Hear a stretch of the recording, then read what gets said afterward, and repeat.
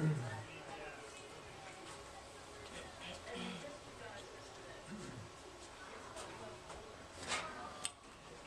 you ready? Yeah, I'm ready. Thank you.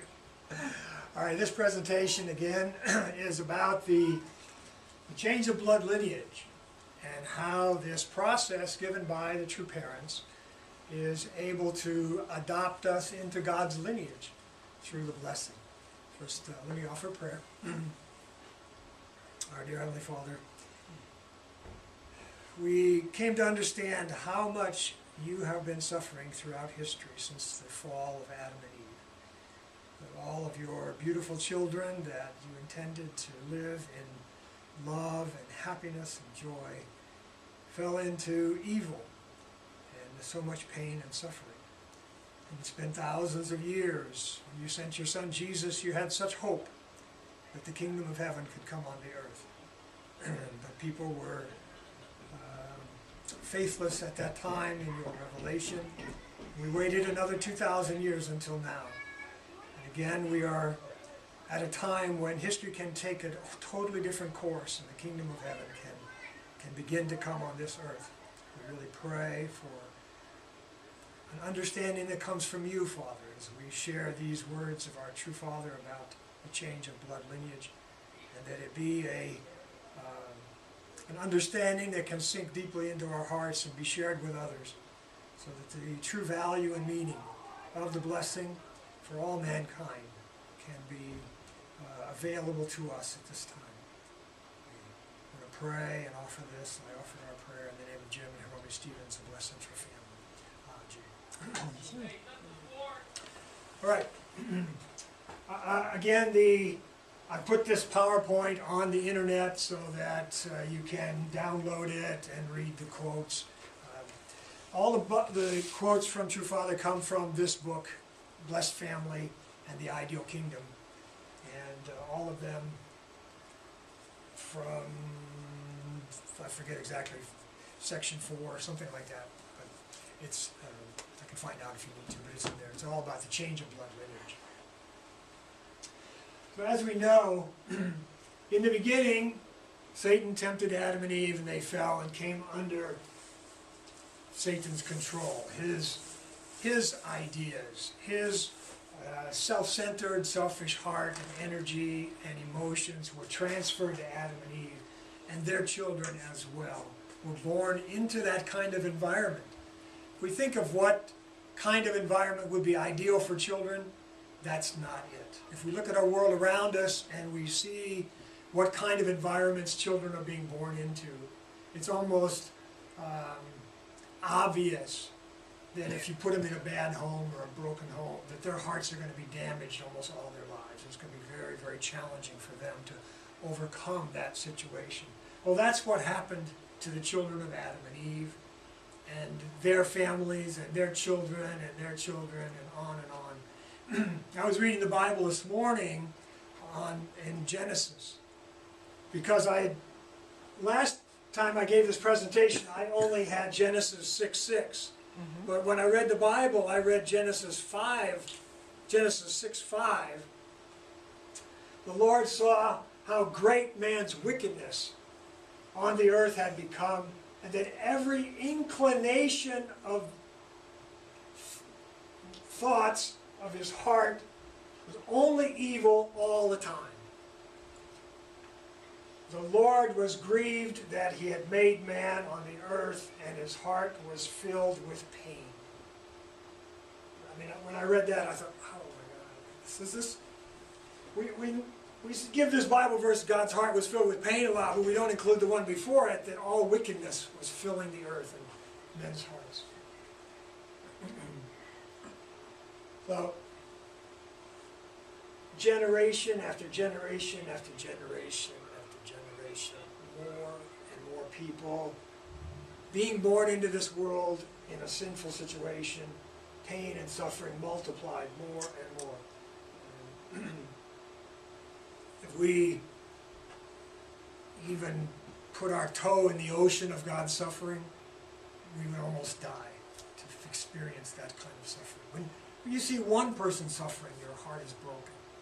God has watched all of his children suffer.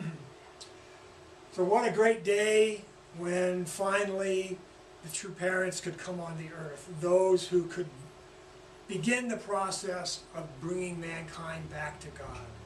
So we have no understanding of how God feels towards the true parents, for what the conditions that they made in their lives and allowed God to begin to work in a new way on the earth. And through their children, and the possibility now exists for people that are here to come back to God in a way that has never been known before in human history. And we can be adopted. We cannot adopt ourselves. The condition that Adam and Eve made is not reversible by us. It has to be reversible by parents who stand in the fulfilled position that Adam and Eve should have fulfilled. So once that is accomplished, now a whole new thing, a whole new providence from God can begin to take place. That the world, the change of the world going over back to God's side has begun. We can't see it physically, but it's taking place spiritually all over the world now. And all the people that true parents touch can make a connection spiritually to God that wasn't available before, and allow God to work in ways that he couldn't in the past. And so especially the people who go through this process called the blessing, the change of the blood lineage, adopts us. True parents can adopt us. Officially, from God's point of view, they're adopting us. It's not anything we did, it's grace from God. So we become part of a new family. And that's where a new authority exists. Like in the courts, when there's an adoption that takes place. A child is no longer connected with his old parents, but becomes adopted and into a new lineage.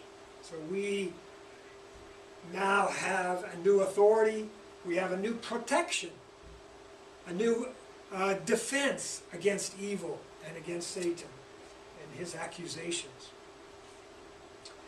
And we can receive a new inheritance. And what we can pass on to our children is different. It's a new, whatever we inherit, we can pass on. It's ours. It can't be taken away. As long as, of course, we make faithful conditions.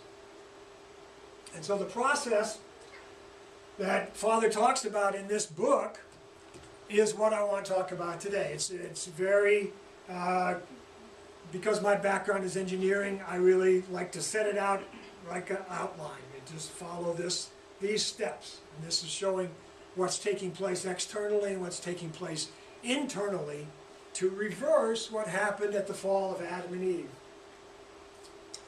So first, Adam and Eve were engaged by God from the time they were children, but they united, centered on Satan, not following God, but following Satan, and they're in a self-centered love relationship that they had. So how is that reversed? By matching an engagement ceremony in which we follow the course unselfish love, centered on God and true parents.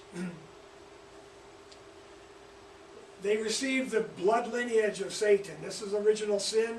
That's reversed through the holy wine ceremony, the change of blood lineage ceremony, and we are adopted into the true parents' lineage through that. And that is the removal of original sin.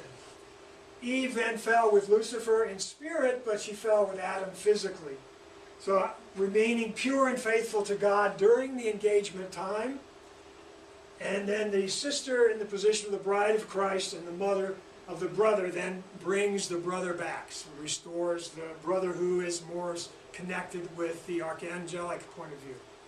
And the brother is restored from the archangel position by being faithful, and this is definitely not the kind of engagement that everybody else thinks of in the world. It's something, a whole different thing is taking place here spiritually.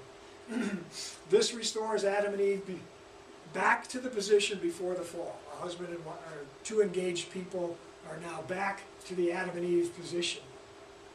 And originally, this would have been a 3-year course of faithfulness. 3 years to change your heart and keep it faithful to God during that time. As a indemnification, as a reversal of what happened at the fall. This is our rebirth back to where Adam and Eve were pure and sinless. The next thing, step 4, Adam and Eve were married, but they weren't married by God. They were married under Satan's power and authority, in Satan's realm of control. The way that is reversed is through the blessing ceremony, which is God's blessing, God's marriage ceremony. This is marriage under God and true parents' authority. And the inheritance of God's love and authority now is given to you as a husband and wife to create children within God's dominion and God's control. And then through the blessing ceremony, there's symbolism of restoring history, and there's symbolism of holy water as a baptism, a rebirth. Adam and Eve had self-centered sexual relationship. How do we reverse that? Actually, after the blessing, there's a period of 40 days of abstinence from sex, where you purify your attitude towards sex. So it's a way to create heavenly centered sexual relationship, lawfulness, and especially gratitude. Because we have not fulfilled completely the original ideal of perfection as Adam and Eve should have done. We haven't reached the level of relationship with God like Jesus did. Jesus was qualified to marry, but we aren't at that level yet. But this conditionally, by doing these kinds of things, God accepts us and allows us to go forward as if we had. This is incredible grace. There was historical resentment all throughout. Look at all those generations of people that I showed in the previous slide, that big triangle, all those people. How many people were abused? How many people were harmed by the relationships that God intended to be ideal? Tremendous misuse and abuse all throughout history. How do we heal that in a symbolic way?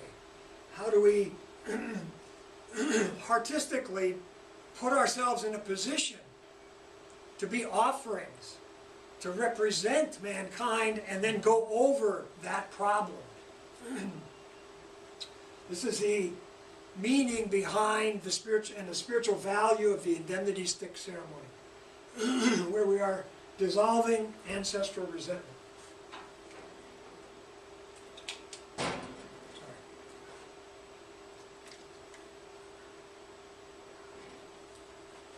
And then, lastly, the physical fall and lineage continued under Satan. We have the 3-day ceremony and the holy handkerchief ceremony, where the bridegroom moves from the archangel to the son to bridegroom position. And I'm going to talk about how we're bathing in the blood. This is physical salvation. So, I'm going to now put up words from this book that explain each of these different steps. From the viewpoint of the principle of creation, God and the parents created the spouse. God created all children, all people. So, as the Creator decides the purpose. Why were we created? Who are we supposed to marry? God had a plan, right? So, God created our spouse, and God had in mind the marriage of a man and a woman. So, following the law of recreation, it is essential that God, father and mother, not ourselves, select the spouse. So this was in the early days when it was very serious that we make spiritual conditions to separate from self-centered love relationships. So father decided, recommended to you. I mean, you had a final choice always, but father would say, I want you to marry this person. I believe that God wants you to marry this person. And in our covenant, following the heavenly law, to accept that our husband or wife will emerge from there. Unification Church standard of marriage. In the Unification Church, following the principle, God, and then father are supposed to select your spouse. This is from Blessing an Ideal Family.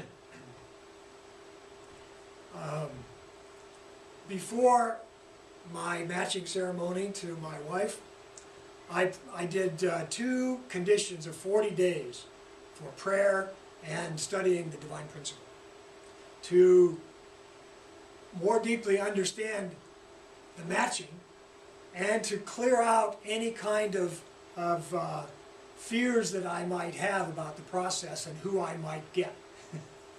So some of Father's guidance, which was the most scary, was be prepared to be matched to your worst enemy. The last person on earth that you'd choose to be matched to on your own.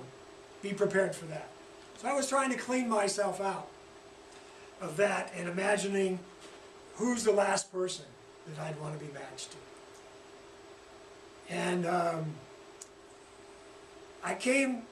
it was during the second 40 days of prayer, and I had read the divine principle in the section where it says that God created man and woman to be perfect complements and to be able to reflect God himself through our oneness. And suddenly I felt, wow, this is amazing. All my fear went away that Father was going to punish me with some woman that I would have a hard time getting along with.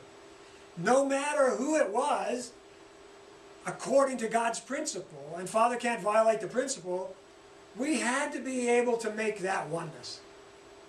We had to be able to reflect God, that we were going to be the image of God.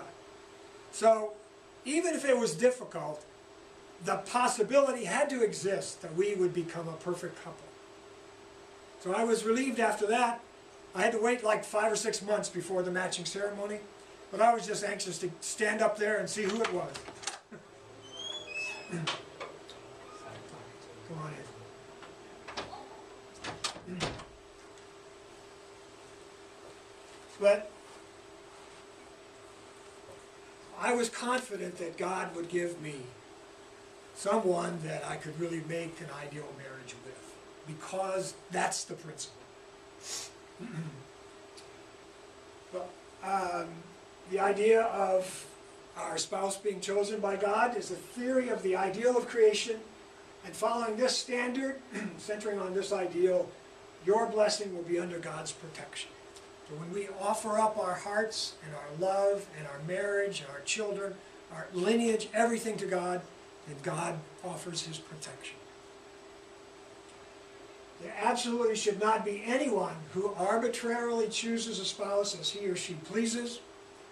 The Lord of the Second Advent is the only person who has inherited from God the authority to determine the spouse. Very powerful. I'm sure that this will go down in history as some of the famous scary words like Jesus, you know, if your eye causes you to sin, cut it out, kind of thing.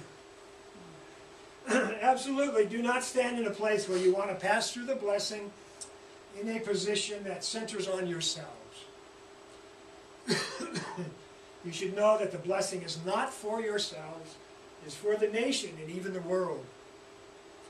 Moreover, you must take to heart that the blessing is for the sake of your descendants. Because Adam and Eve, in the position of having been engaged, fell by marrying in the wrong way, that false marriage has to be denied and rectified, centering on God. So, this restoration cannot be done in any arbitrary manner. It has to have the opposite content of the fall.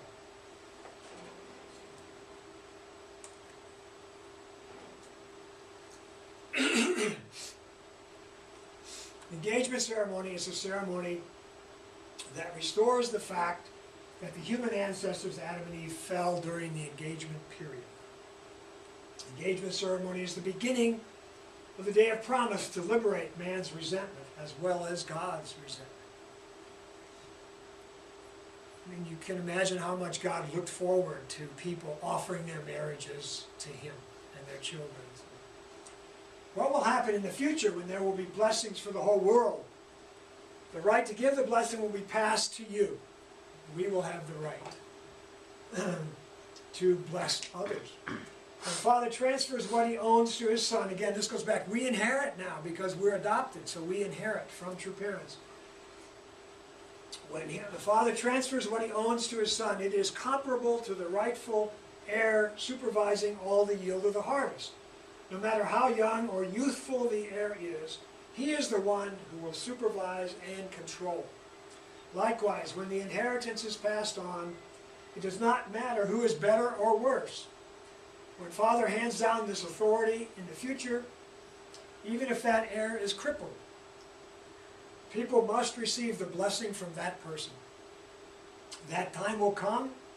You must realize this, and you must know that this place of blessing is the place where the most valuable relationship is decided, and a place which comes about only once in your lifetime. So the second thing was Adam and Eve received the blood lineage of Satan, and that's original sin. So the holy wine ceremony is actually where we change our blood lineage. That's our conversion and adoption into true parents' lineage.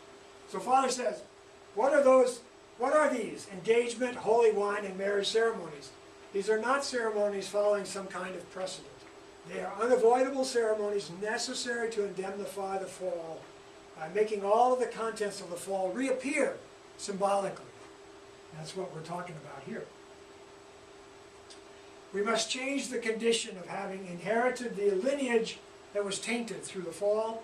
If we do not do this, we cannot remove the original sin. The ceremony that removes the original sin which came about through the fall and changes our lineage from Satan's to God's is the holy wine ceremony. The holy wine ceremony is what roots out Satan's blood that has tainted the human lineage through the fall. In other words, it is the ceremony that removes original sin. To create what God desires, we must wake up to a new self, originating from a total denial of the old. That will not come about just by our believing. We must present the condition needed for that. That is the holy wine ceremony. So just believing cannot do everything. We have to actually make a condition, offering up our marriages and so forth to God, and taking the holy wine. The holy wine ceremony has a significance similar to the Eucharist. When Jesus looked at bread and wine and said, "This is my flesh and blood," and He had them drink it and eat the bread, representing His body and His blood, taking His body and blood into themselves for the forgiveness of sins. The holy wine ceremony is the ceremony that establishes the condition that the person has become one with true parents. So it's a external representation of becoming one with true parents. If a person becomes one body with true parents, Satan cannot accuse him or her. The person stands eternally in the position of having nothing to do with Satan. What does the holy wine ceremony do? It is a ceremony to install God's body inside my body. It is this ceremony which can cleanse the original sin by receiving parents' love, receiving the substance of God, and inheriting a new blood lineage. Without going through this ceremony, we cannot go to the place of the blessing. Thus, this ceremony is a ceremony which converts the lineage.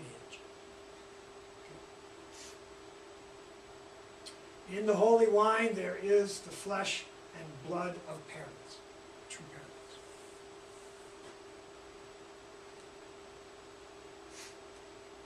Holy wine is the wine of love, the blood of the parents, and the wine of the husband and the milk of the mother. It represents the water of life, the blood of parents, the manifestation of all glory and the love of bridegroom and bride. It contains in it the life force of the Father.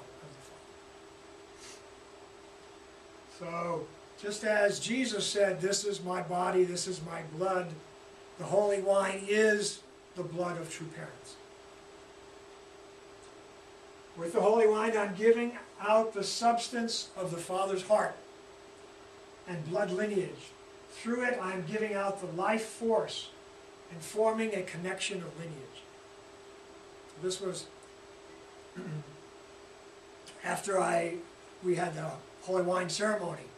I remember there was 3 cheers of Monse at the end, and I just felt that all of my ancestors were cheering, and I was like flying up into all the stars of space. It was a like amazing experience. Like we've been waiting thousands and thousands of years, you know, much bigger than just, you know, the 2 of us drinking some wine, right? It was an incredible celebration that was taking place, a change, you know. People, I guess my ancestors understood a whole lot more deeply than what I did. Father talked about it, you know, and what the meaning of it was before we drank it. But you know, it takes sometimes a spiritual experience before you feel it in your heart. You know, you're going through the motions externally, but you don't understand the significance a lot of times. The holy wine is given to the wife first, and there's a certain process, right? Because it's reversing what happened at the fall. At the fall, Satan first tempted Eve, and then Adam was lost. Therefore, we first established the restored woman in a position to find the man. The man receives the wine representing the parent's flesh and blood through the wife. By drinking this wine in this way, he comes to stand in the position of having passed through the internal body of mother, makes indemnity condition for the separation of Satan. So again, the holy wine is done in a certain way. You know, the ceremony is not just drink it. It's first the woman drinks half, then the man drinks half. Well, Eve fell with Lucifer in spirit, and then Eve fell with Adam physically. So the sister, during the process to restore that is during the engagement time after the holy wine until the blessing, the sister has to remain pure and faithful to God during the engagement, and she becomes like the wife of Christ, the bride of Christ, as talked about in the Bible. And then in some ways, spiritually helps the man to come back in faith from the archangel position into a restored Adam position. So again, this is not a worldly engagement.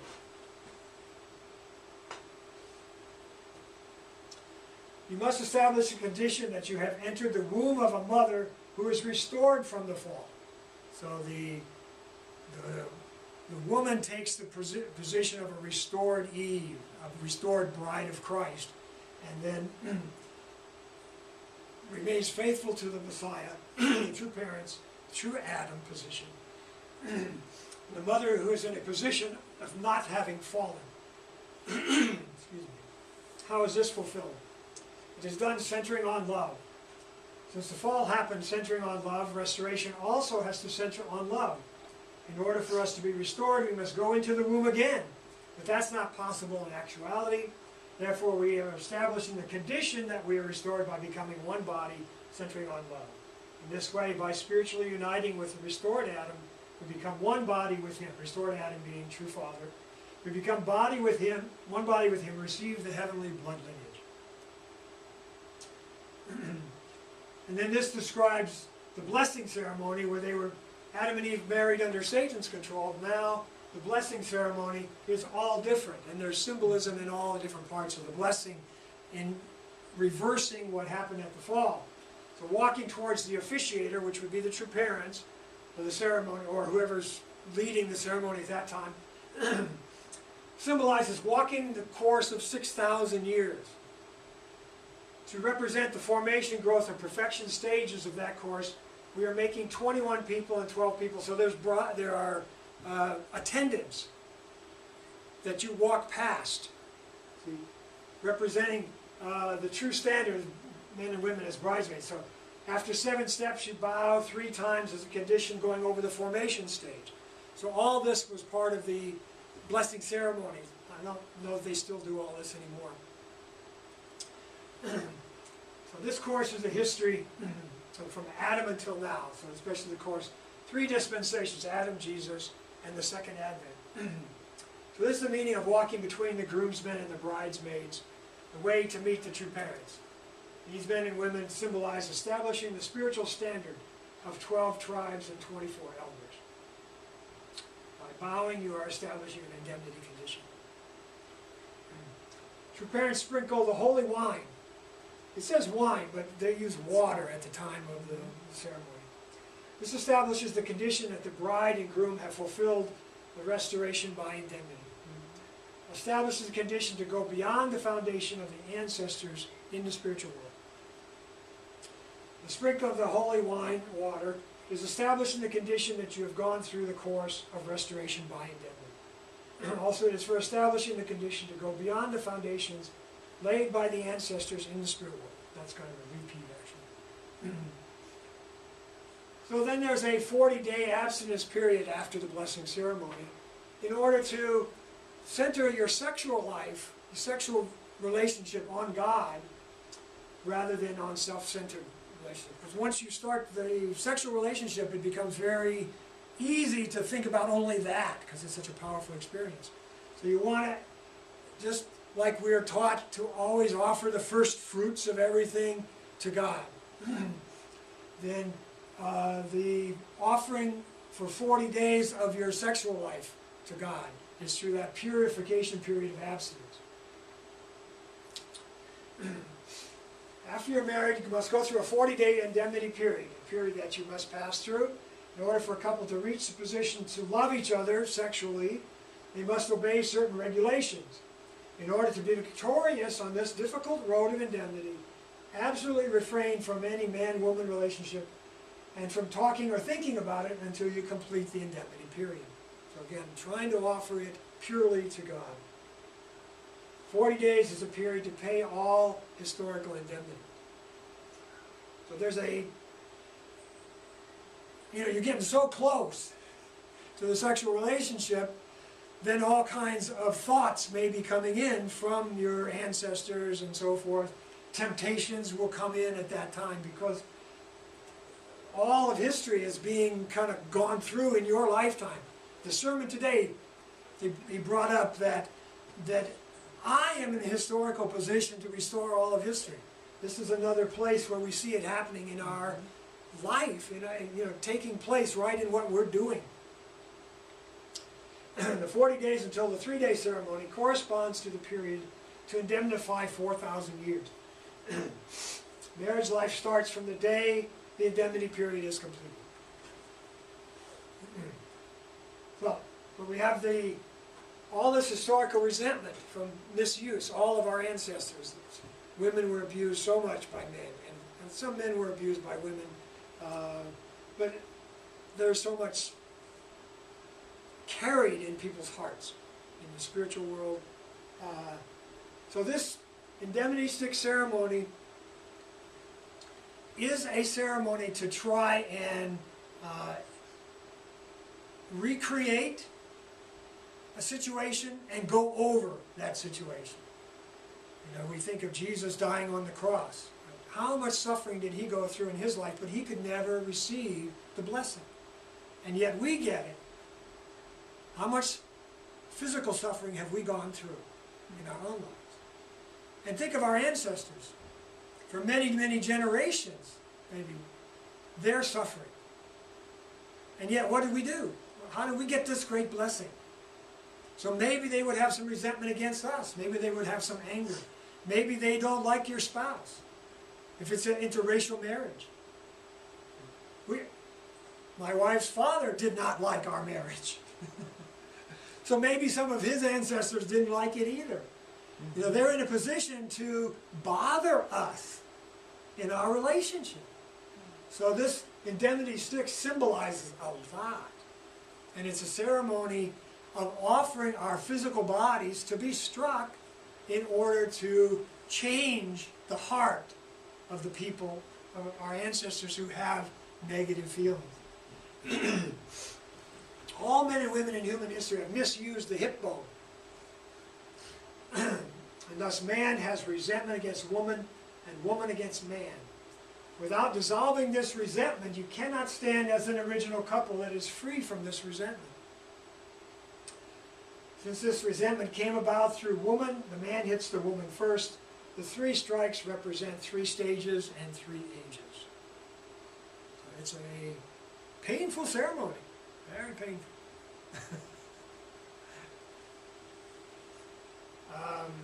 I can't say that I experienced anything spiritual, only pain. But it wasn't until many years later that I even understood some of the spiritual significance of it.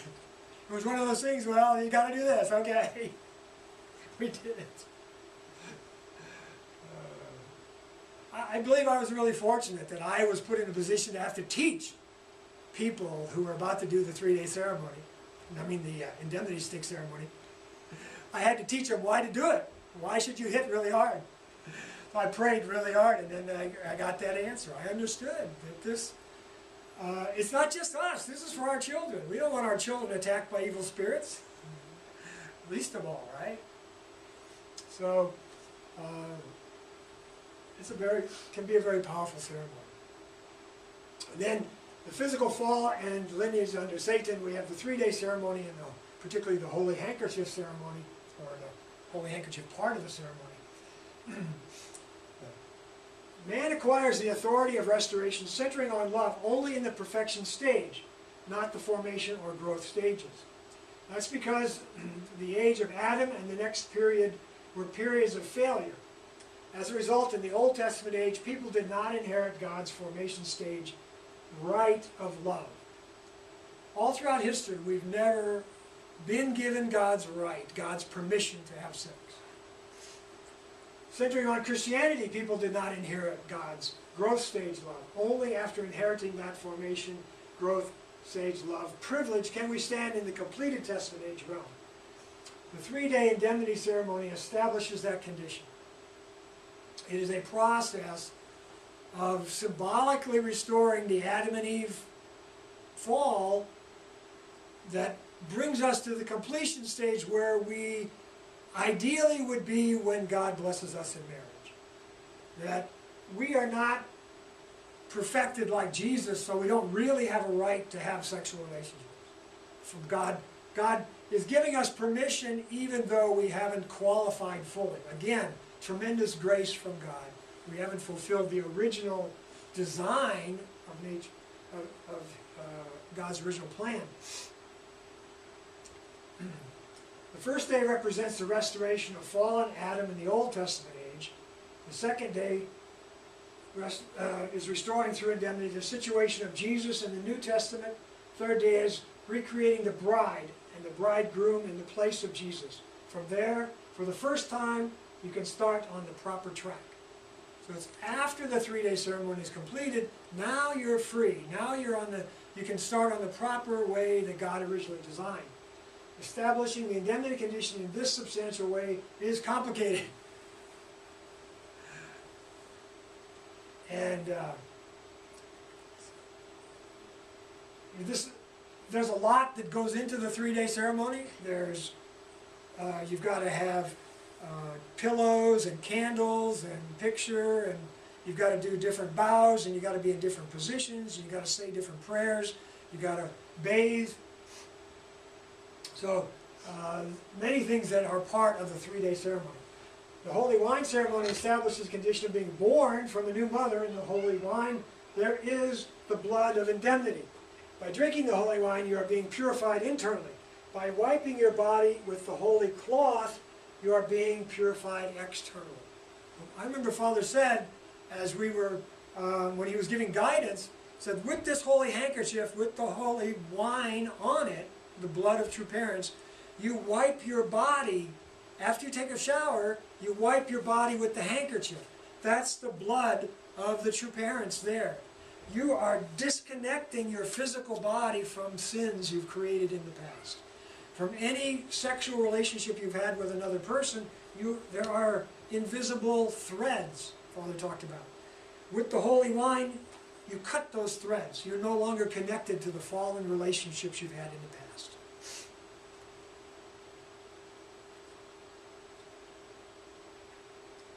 So, once we are through all of that, and now we're in the realm of the blessing, and we're free to have sex and have children that are not connected through original sins of Satan's lineage, now is a chance for God to really see the coming of his children on the earth.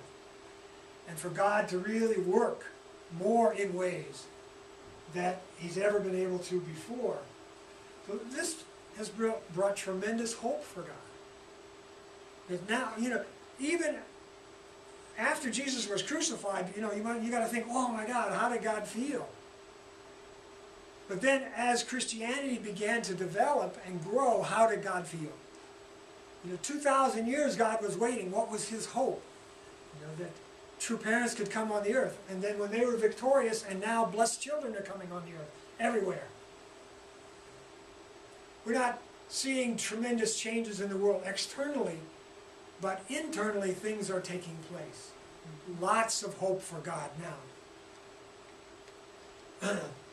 It's a chance for true happiness for God and for all humankind, getting back to the original ideal.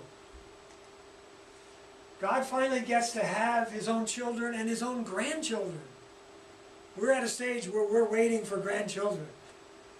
We're thinking about grandchildren. We're even getting theology about grandchildren that we never thought about before, because we weren't in a position where grandchildren would come. But now when we're beginning to understand, and we talk to people who have grandchildren, everybody says, it's heavenly, it's great. It's a whole different realm of experience of love. I haven't met one person who said having grandchildren they didn't like it. It was like, it's wonderful. So this is the whole thing. God never had grandchildren, right? So this whole thing is now developing in the world. God is becoming a parent and a grandparent. That's what he wanted. That was his ideal. He wanted all of us children multiplying and multiplying and more wonderful, wonderful children. Right? That was God's idea. The whole world is love. It's not messed up. It's not sinful. It's not painful. It's just a world of wonderful heart, and everyone is experiencing love from everybody they interact with. Every family is filled with love. Such a wonderful ideal. It just, you go, why don't people get it? Why is everybody so selfish? But we have to change the blood lineage of mankind. That's the beginning process. All right? Thank you. That's fine. Thank you very much. Appreciate you coming. I always learn something else when I share too, so it's special, very special. Again, thank you very much, and have a wonderful weekend. Did I turn this on? Question? I did. I did.